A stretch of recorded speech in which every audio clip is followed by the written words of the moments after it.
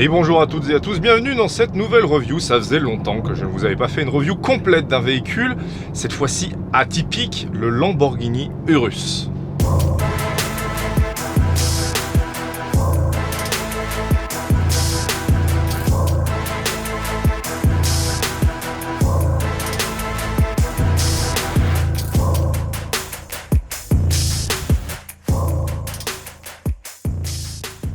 Le Lamborghini Urus, c'est hors norme.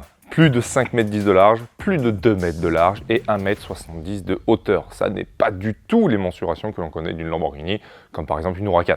Que cela nous plaise ou non, le Urus a permis à Lamborghini de se sauver et de nous proposer des nouveaux modèles comme la Temerario, mais aussi la Revuelto, etc., etc. Il faut savoir remercier, malgré le fait que, vous le savez, je ne suis pas SUV, ce n'est pas une passion pour moi du tout, mais il faut savoir remercier ce genre de machines qui nous permettent de voir revivre et surtout perdurer des moteurs comme des V12 atmosphériques. Donc on peut clairement dire que le Urus, à la façon du X5 en 99, a bousculé les codes de l'automobile. Alors, le Urus, il a bousculé les codes du SUV. Et surtout, il a souligné, il a permis de réellement se rendre compte quelle est la définition d'un SUV, d'un Sport Utility Vehicle.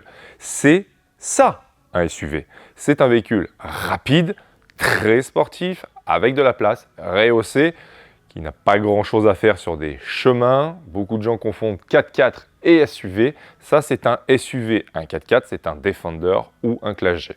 Et Lamborghini a réussi à cocher absolument toutes les cases et même à en créer de nouvelles par rapport au segment du SUV.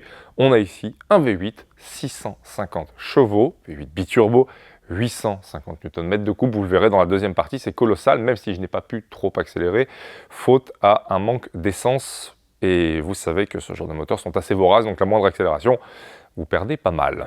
En revanche, au niveau du poids, 2 tonnes 2, 2 tonnes 3, cela dépend évidemment des options qui ont été prises, etc. C'est lourd, c'est très lourd, mais c'est normal, c'est un SUV. On ne va pas s'en plaindre, c'est pas non plus 4 tonnes, c'est pas non plus 3 tonnes. N'oubliez pas que la nouvelle M5, qui n'est pas du tout un SUV, pèse 2 tonnes 4. Donc au niveau comportement, eh bien c'est nouveau, c'est même d'ailleurs surprenant car on a ici un freinage carbone céramique en 10 pistons à l'avant et des disques de plus de 430 mm de diamètre, c'est colossal. En même temps, il faut bien ça pour freiner la bête, mais surtout la cavalerie qui équipe cette machine. Pour le look, eh bien ça, c'est à vous de juger. Personnellement, je trouve ça assez incroyable. Surtout que par rapport aux Bentley Bentayga que nous avons rentrés, qui sont énormes, eh bien ce Urus fait tout petit. C'est assez bizarre de le dire, mais il fait tout petit. Alors c'est normal, on est ici sur une base un peu de Cayenne coupée. Donc on a quelque chose de très effilé, mais c'est surtout en fait les lignes qui font que la voiture ne fait pas si grosse que ça. Car oui, le Urus, c'est littéralement la foire et la débandade aux lignes dans tous les sens. Vous en avez partout, sur le capot, sur les portières, sur les ailes, mais même sur le toit.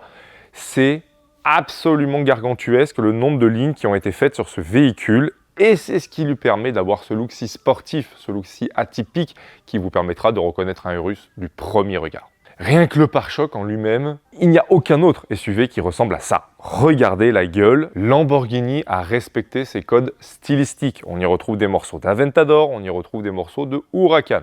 Et ça, c'est cool. Pareil au niveau des phares, on retrouve les codes et surtout le secret qui font la magie de Lamborghini. Personnellement, c'est sûrement ma partie préférée de ce SUV, c'est évidemment son regard.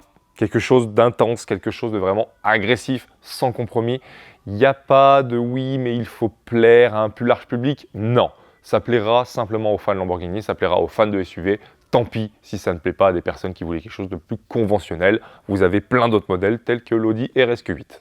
Le pare-choc qui plonge exactement de la même façon que celui de l'Aventador. C'est le même design sur le haut du pare-choc que celui de l'Aventador, avec ensuite les lignes qui parcourent le capot. Ça, c'est assez drôle. On retrouve, je vous le dis, des codes stylistiques de l'Aventador dans cette voiture, et c'est cela qui fait fonctionner le design du Urus sur la face avant. Vient ensuite la partie latérale du Urus, et là encore une fois, il y a un travail absolument énorme de la part de Lamborghini pour donner évidemment les lignes, comme je vous en ai parlé précédemment, mais surtout une impression de dynamisme, une impression de vitesse, même à l'arrêt. Rien que cette arête gigantesque qui part jusqu'à l'arrière et qui font le bombage de cette aile arrière, ça fait partie du code Lamborghini, comme sur l'Aventador. Les rétroviseurs en carbone, c'est une option sur notre modèle. Bon, c'est le même rétroviseur qu'un RSQ8, c'est le même rétroviseur que nos Bentayga, mais bon, en même temps, cela fonctionne. Vous avez les bas de caisse qui sont peints, et encore une fois, une ligne au niveau des bas de caisse qui permet d'affiner la porte du Urus. Car oui, quand vous l'ouvrez, la porte est assez grande. Et c'est ça souvent qui casse, qui donne une mauvaise dynamique au SUV, c'est d'avoir des portes qui sont tellement gigantesques qu'on a l'impression que le latéral du SUV est énorme. Alors que si vous cassez cette ligne avec celle ici, eh bien vous réduisez et vous donnez l'impression de vitesse.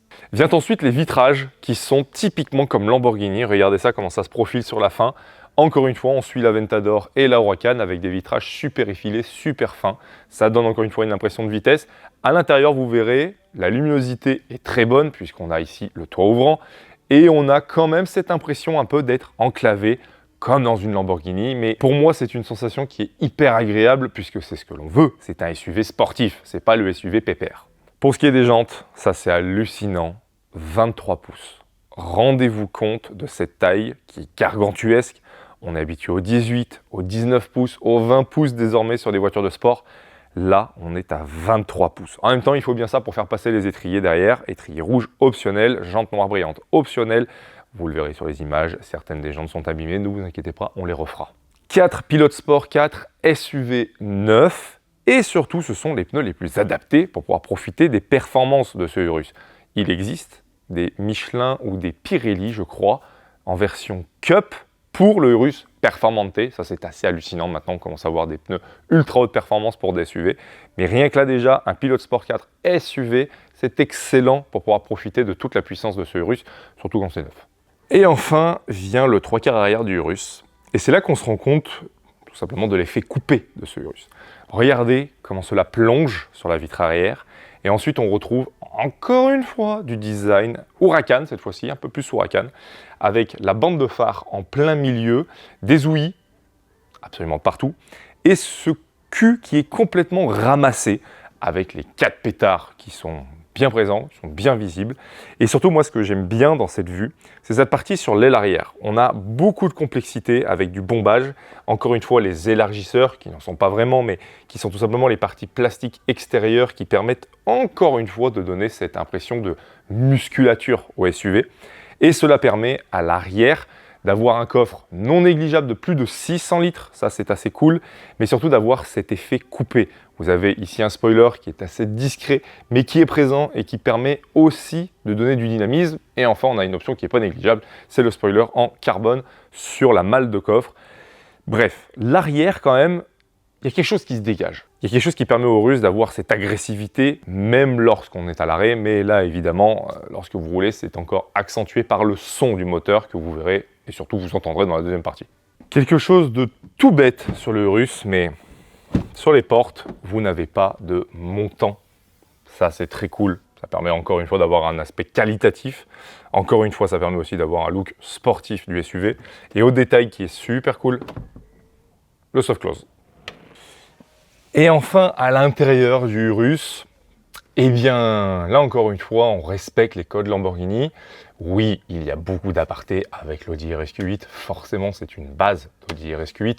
Mais vous verrez que, par exemple, sur le Komodo qui pilote la boîte de vitesse et puis en fait tous les modes de conduite, cela n'a rien à voir avec du Audi.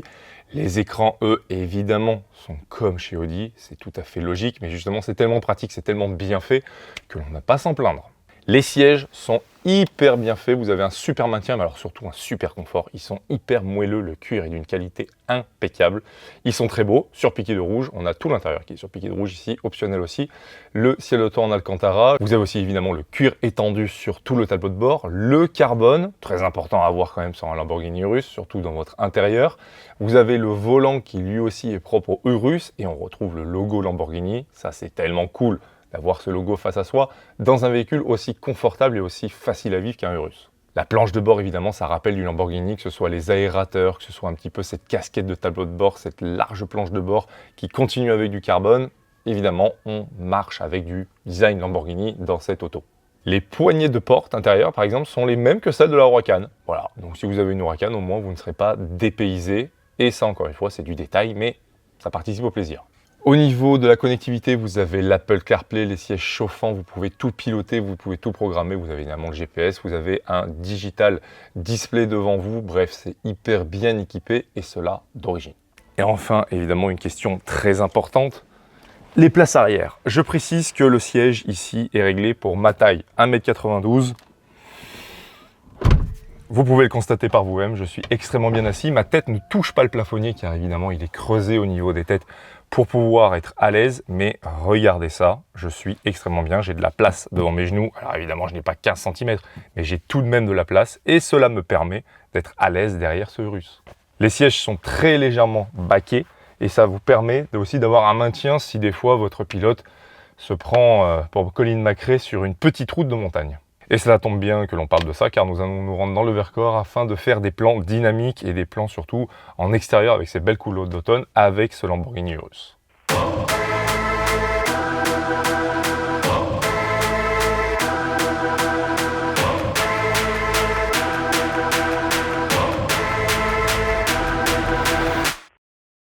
Aïe aïe aïe aïe aïe aïe aïe, ça s'est pas super bien passé pour un autre usager de la route malheureusement, il a sauté le talus, il a fini en contrebas. Heureusement, pas de blessure grave, juste quelques points de suture au bras suite à l'éclatement des verres, mais tout va bien, sinon je ne vous aurais pas montré les images évidemment. Faites attention sur la route, soyez prudents, faites attention à vous, mais faites attention aussi aux autres usagers. On conduit des voitures de sport assez vite, parfois sur la route, parfois trop vite.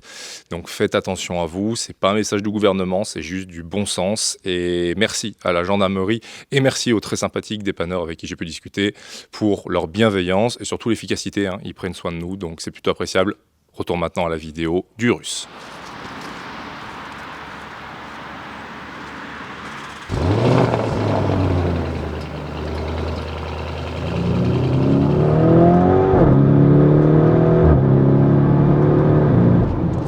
Bienvenue dans ce qui est pour moi la définition même du SUV, du Sport Utility Vehicle.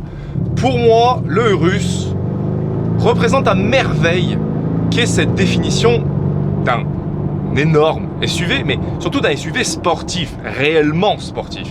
Vous avez de la place à bord, c'est normal, on est quand même dans un SUV, on est quand même dans un gros bébé. Vous avez forcément la ligne de toit qui est assez fuyante, donc à l'arrière, vous n'avez pas un toit aussi haut que par exemple dans le RSQ8 ou encore le Bentley Bentayga. En revanche, là où le S de Sport prend toute sa définition, c'est évidemment avec ce moteur qui est le même dans toutes les autres versions du Cayenne, du Bentayga et autres RSQ8, mais qui ici a une cartographie moteur assez folle, 650 chevaux, mais surtout 850 Nm de couple. Cela propulse, que dis-je, catapulte ce SUV, ce Lamborghini de virage en virage. À partir de plus de 500 Nm, c'est déjà colossal sur une voiture, mais là 850. Ça pèse 2 tonnes 2, c'est lourd certes, mais croyez-moi, ce moteur, ce 4 litres biturbo vous fait totalement oublier le poids de la machine. C'est assez surprenant, moi qui pourtant, vous le savez, n'aime pas les SUV. Ce n'est pas du tout mon style de véhicule. Pour moi, ça n'a pas vraiment d'intérêt d'avoir un logo Lamborghini, un blason Lamborghini là-dessus. Mais bon, aujourd'hui, il faut ça pour en vendre. Évidemment, cela sauve des constructeurs, cela sauve Lamborghini. C'est le véhicule le plus vendu de la marque. Cet engin peut se conduire tel une voiture tout à fait normale, évidemment avec les mensurations et le gabarit qui est propre à un Lamborghini Urus, mais cela peut se conduire de manière tout à fait normale. Et sur route, lorsque vous passez en mode sport déjà, je ne vous cache pas que j'ai été très surpris, extrêmement surpris par la puissance, la vélocité, la stabilité du châssis, la remontée d'informations dans le volant, mais même aussi par le bassin. Alors évidemment, c'est beaucoup plus feutré qu'une GT3, c'est totalement incomparable, mais pour le gabarit du véhicule, pour l'aura du véhicule, pour ce qu'il représente et surtout tout simplement les mensurations, le poids, etc. C'est assez impressionnant de voir à quel point l'objet se déplace vite, bien et d'une manière assez sécuritaire. On se sent extrêmement haut, j'ai l'impression d'être au niveau des lignes de toit, par exemple de la Peugeot 208 que j'ai en face de moi. J'ai l'impression d'être littéralement à être un camion. C'est un gros bébé, vous avez les rétroviseurs qui sont immenses, évidemment ça permet une excellente vision. Vous avez aussi les vitres qui sont assez fines. C'est ce que je trouve assez cool, c'est que Lamborghini a fait des efforts pour que l'on se sente dans une Lamborghini. Gros guillemets quand même. On conserve ce pare-brise qui a une certaine inclinaison, un peu comme dans une certaine Aventador ou encore Huracan. On a les vitres latérales qui sont assez fines, surtout à l'arrière. Et moi j'aime beaucoup cette ligne de coffre à la fin qui est vraiment taillée à la serpe. il y a de l'effort stylistique. Ensuite, évidemment, le cockpit, lorsqu'on est en face de ce volant, déjà on ne peut pas rester insensible. On a le logo Lamborghini, vous avez le petit drapeau italien, histoire que vous oubliez que Lamborghini est italien. Mais bon, cette voiture puise ses origines profondément chez les Allemands et profondément sur le RSQ8 évidemment. Ensuite la finition, ça par contre, c'est du Audi++. Vous avez du cuir étendu de partout, ici surpiqué rouge, c'est optionnel. Vous avez du carbone, ça aussi c'est optionnel. Le nôtre est très bien optionné. Vous avez le toit panoramique ouvrant, un vrai grand toit panoramique. Et puis enfin les rétrocarbones, ça aussi c'est un bel objet que l'on a en visuel. C'est toute une aura évidemment, c'est quand même quelque chose. On s'identifie à une Lamborghini, ça on ne peut pas le nier.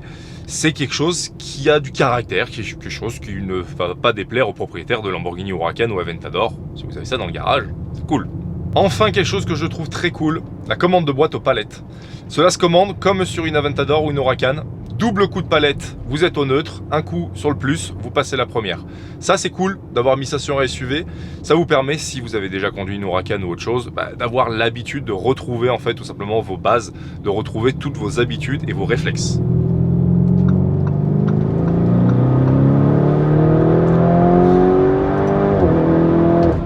Ah puis ce moteur, waouh! C'est le même moteur que vous avez dans la RS6 C7 que j'avais testé assez récemment, une performance et qui m'avait littéralement scotché. Et bien là c'est pareil, c'est la même chose, c'est scotchant surtout avec cette nouvelle cartographie moteur. Vous avez une réactivité folle sous la pédale, réactivité aussi de la boîte de vitesse. Waouh! Et vous avez vraiment un super train avant, vraiment impressionnant. Vous avez un train avant qui communique, vous n'avez pas besoin de surbraquer. C'est très bien équilibré. C'est très impressionnant. Alors malheureusement aujourd'hui je ne pourrais pas faire un essai dynamique très long car il me reste très peu d'autonomie et c'est un véhicule plutôt gourmand. On ne m'a pas laissé beaucoup d'essence dans cette voiture donc l'essai va être assez court au niveau du dynamisme. Mais c'est très impressionnant. Je ne vais pas pouvoir vous parler du placement du train arrière, du train avant, etc. car en soi ce n'est pas vraiment la vocation de ce Urus, c'est surtout le confort à bord qui va nous intéresser et le confort est impressionnant. Les sièges sont très moelleux. Encore une fois, un peu de l'héritage Audi là-dessus. C'est très moelleux et surtout, ça vous enveloppe bien, ça vous maintient bien, mais sans être non plus un problème pour vous extirper, pour pouvoir sortir de la voiture, car c'est important. Un SUV, c'est tout de même aussi du confort, tout simplement d'utilisation, de pouvoir rentrer, sortir. Et bien là, ce qui est pas mal, c'est que vous allez pouvoir sortir, rentrer, sans à chaque fois déchirer littéralement le siège, car vous avez une grosse prise latérale. Donc là, c'est parfait, je trouve ça plutôt équilibré entre sport, mais aussi confort. Et enfin, quelque chose qui me tenait à cœur, c'est tout simplement sur ce SUV, la possibilité d'avoir de la remontée d'informations. J'avais été surpris par l'Audi RS4 avec le pack performance qui enfin permettait aux pilotes tout simplement d'avoir des sensations, d'avoir une remontée d'informations. Et bien sur le Urus, on sent que Lamborghini a poussé la chose de la même manière pour qu'on puisse ressentir quelque chose, pour que l'on puisse avoir de l'information et ne pas se tromper tout simplement sur un freinage trop tardif. Et ça fait la différence, ça permet d'avoir vraiment quelque chose de sport entre les mains. Je me répète encore une fois, je suis extrêmement objectif sur cette vidéo car je n'aime pas les SUV, donc réellement ça me surprend, réellement ça m'émerveille de voir à quel point sur une même base, eh bien on peut faire plusieurs autos, plusieurs SUV différents. Point plutôt important à noter par rapport à mes habitudes sur les Porsche 911 GT3, R8, etc. c'est que là j'ai quand même beaucoup de place afin de pouvoir mettre mes affaires. Il est clair qu'avec 610 litres, avec évidemment les sièges en place, eh bien vous aurez de la place pour pouvoir mettre tous vos sacs, pour pouvoir mettre tout votre barda et puis sinon peut-être même comme moi mettre tout le matériel photo et vidéo. C'est plutôt pratique, c'est évidemment nouveau chez Lamborghini d'avoir autant de place, enfin nouveau. On a parlé précédemment dans la vidéo, mais il y avait quand même le LM002. Mais bon, ça c'est un véhicule presque militaire, donc ça ne compte pas avec ça, où là vraiment c'est une voiture qui sait prendre soin de vous. Je vais maintenant repasser en mode Strada, car vous avez un sélecteur qui s'appelle l'Anima, que je trouve plutôt cool, facile à utiliser, un peu rustre, mais c'est ce que l'on demande à ce Lamborghini, c'est que ça soit un peu brutal. Et là, on retrouve donc le mode Strada, le mode route, c'est ce que je viens d'enclencher, je ne maîtrise plus rien, je laisse les vitesses passer, rétrograder toutes seules, les suspensions sont en mode confort, ça se sent énormément d'ailleurs, on sent qu'il y a beaucoup plus de débattement. C'est assez pratique, c'est là où le Urus se révèle vraiment confortable. Vous avez ensuite le mode sport, c'est le mode que j'ai utilisé tout le long de la montée, à mes risques et périls, avec évidemment ma petite jauge à essence qui est bien basse actuellement. Mais en tout cas, c'est le mode qui pour moi est le plus logique pour rouler sur route et se faire plaisir. Ensuite le mode Corsa, qui là porte bien son nom, le mode course, qui est assez extrême je trouve. Ce n'est pas vraiment un mode que je trouve adapté pour la route, surtout sur des petites routes telles que le Vercors.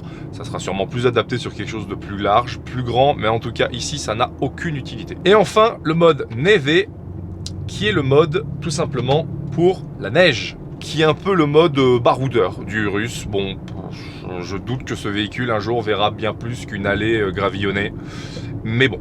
Ça a une utilité pour tout simplement voilà, avoir une puissance un peu réduite et avoir plus de maîtrise du couple et ne pas en fait se faire surprendre par le colossal couple qui peut arriver à tout moment. En mode confort, on a juste envie de poser le coude à la portière et de se laisser glisser car clairement le Urus glisse sur la route. C'est très très bien isolé phoniquement. Depuis tout à l'heure, il n'y a que la ventilation. On a roulé à des vitesses pas très raisonnables. Je n'étais pas dérangé par un bruit de tourbillon, par un bruit de vent. Donc c'est assez surprenant de la part d'un SUV d'avoir vraiment cette polyvalence. Car l'échappement, vous l'avez entendu, est très sonore dans l'habitacle. C'est agréable, c'est ce que l'on demande à un Lamborghini. De l'extérieur, je ne vous explique même pas, c'est la guerre. Un truc aussi qui est marquant dans ce Urus, c'est la façon dont vous avez de vous imposer sur la route. Depuis tout à l'heure, énormément de personnes se jettent littéralement sur le bas-côté lorsqu'ils me voient arriver derrière. C'est un véhicule qui est impressionnant, c'est un véhicule qui a beaucoup de charisme. Donc forcément, cela fait un peu peur. C'est un véhicule qui est massif, qui a une agressivité folle. Et cela joue beaucoup dans la tête des automobilistes, hein, évidemment. Hein. Moi, quand je vois une GT3 qui m'arrive derrière à Mach 12, eh ben forcément, ça va m'apeurer et je vais me pousser pour la laisser passer. Et bien le Urus c'est encore pire car c'est énorme, c'est une immense bête, le tout dans un vacarme assourdissant. Bref, c'est un véhicule qui ne laissera pas indifférent.